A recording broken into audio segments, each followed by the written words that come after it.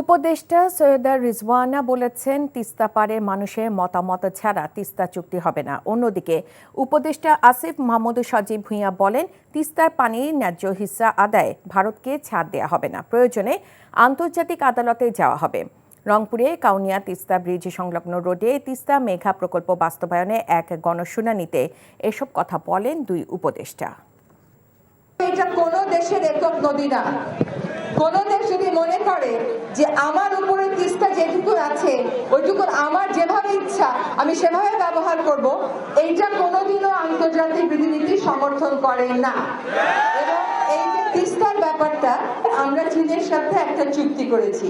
সেই চুক্তি অনুযায়ী চায়না কিন্তু একটা প্রকল্প দিয়েছে, একটা মহাপরিকল্পনা দিয়েছে।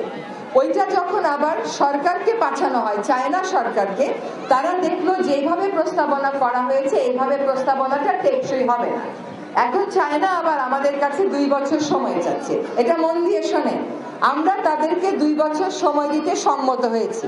তিস্তার চুক্তি বাস্তবায়নে এই অঞ্চলের মানুষের পানির ন্যায্য হিস্সা আদায়ে অন্তর্বর্তীকালীন সরকার মাথা উঁচু করে ভারতের সাথে নেগোশিয়েট করবে এবং প্রয়োজনে আন্তর্জাতিক পানি আইনের ভিত্তিতে আমরা কূটনৈতিক চাপ সৃষ্টি করব যেন ভারত বাধ্য হয় এই চুক্তি স্বাক্ষর করতে।